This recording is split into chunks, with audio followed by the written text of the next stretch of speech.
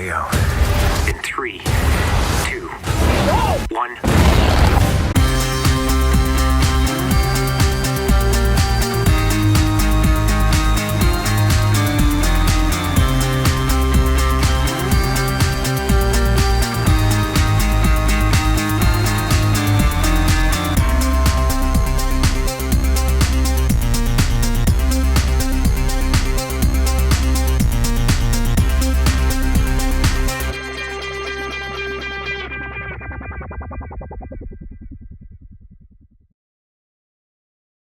What's up, everybody? Welcome back to Cinema Chad. I am Chadwick Webb. This is my Marvel Cinematic Universe series. As I explained in my last video, I've just decided to go through the whole MCU again.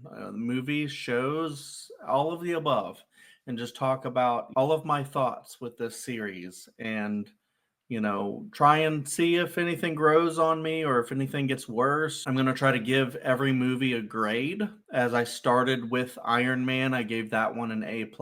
And then maybe I'll have to end up doing a ranking as well. I might have to do like a ranking every episode and just update it. As of right now, Iron Man is my number one, because it's the only movie I've reviewed so far. And now I'm on to review The Incredible Hulk from 2008, directed by Louis Leterrier. I'm not actually sure how to say it. Sorry if I said it wrong. But this is a really interesting movie because I remember back when I worked at Blockbuster, this movie came out and I had no idea what this movie would do, would end up, aiding Iron Man and launching one of the biggest or the biggest movie franchises of all time. To me, it was just another Incredible Hulk movie, and I had never seen an Incredible Hulk movie, and honestly, I still haven't seen another Incredible Hulk movie. I've only seen this and all of the other iterations of Hulk in the MCU. Of course, I've seen a little bit of the old TV show. Of course, we get the Lou Ferrigno cameo in this movie, which is pretty cool.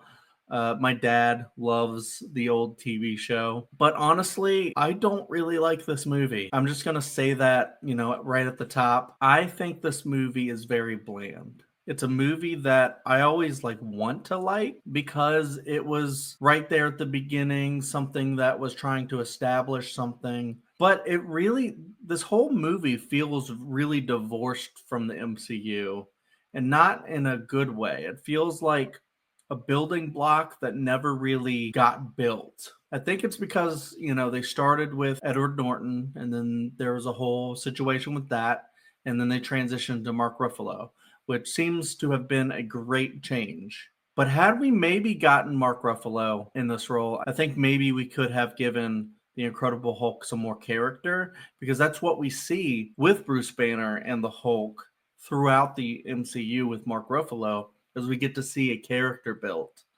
And I don't think you really get much of that in this movie. Not even only with Bruce Banner, but with everyone else in the movie. Everyone else feels so undeveloped and just not really much of a character. Or if they are, they feel like archetypes of characters that you've seen before. With Thaddeus Ross being the military dad who values the military and his mission over his daughter, the supporting female character who ends up only being there to support the male lead, even so much so that we get parallels, it feels like, to the original King Kong movie from way back in the day. And we'll get to Age of Ultron, where they do something similar with Black Widow's character. Betty Ross is apparently supposed to be this really smart scientist, and we just don't really get to see much of that from her. It just feels like it's a point A to point B type of thing.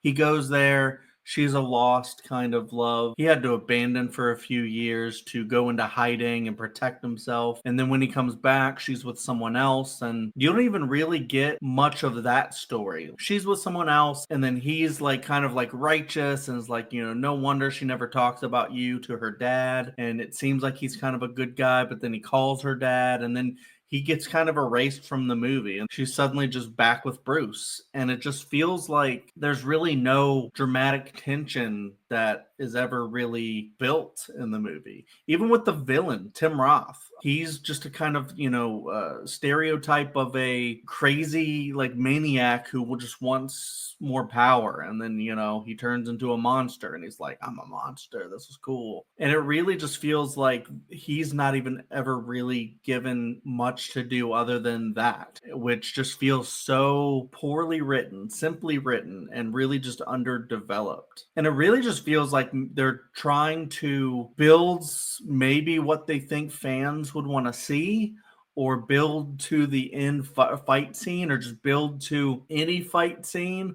Or like they have like, oh, there's these cool moments. This one where we're going to show Bruce transform into the Hulk, and then he's going to fight the Abomination. It's going to be really cool. But we got to find something for them all to do before that happens.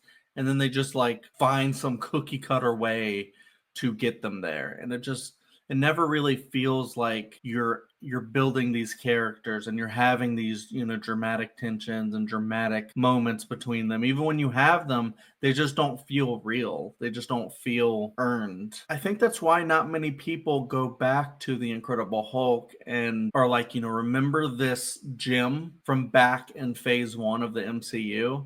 They do that with Iron Man all the time, because that movie has character development, has a great villain, has these little moments, like the little moments between Pepper and Tony.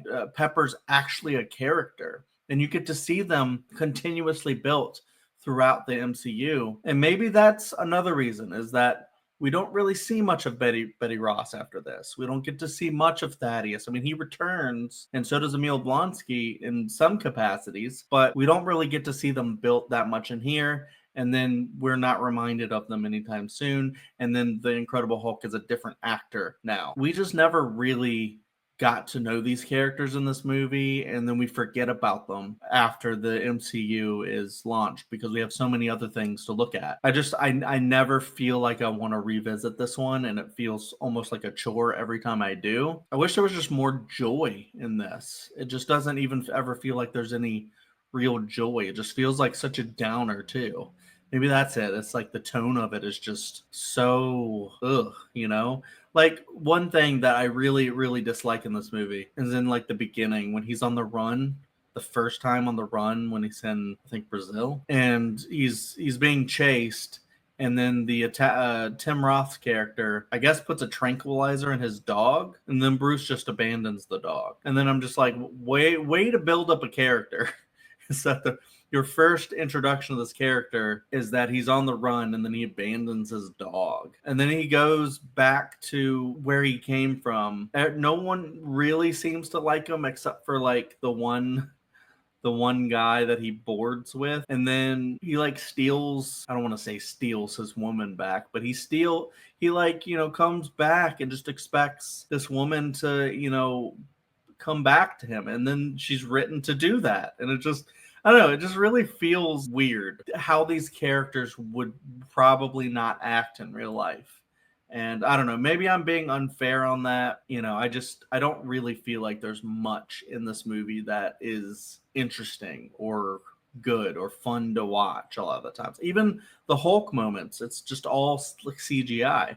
And I know you can't really help it, but I mean, this really does have that kind of, early Daredevil, not the show, but the Ben Affleck movie, like the early like 2000s kind of superhero movie kind of vibe to it, where they haven't figured out how to transition into the new age of comic book movies, like something like Iron Man did that felt so refreshing and new and exciting. So yeah, anyways, I don't want to sit here and just dump on this movie anymore. I just really don't like it all that much. And honestly, I'm struggling to give this one a grade because I don't want to say this is like the worst of the worst, but it's pretty low for me. I'll go ahead and give it a D because I could see maybe something being lower in the future than it. And if that's the case, I could go all the way down to F. I doubt I'll go lower than that. I'm hoping I get like a lot more higher than D.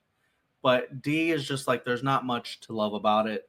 And it's kind of forgettable. Thought about maybe giving it a C, but, I feel like there's going to be a lot of like middle of the road ones that are still pretty enjoyable that I might want to put in C.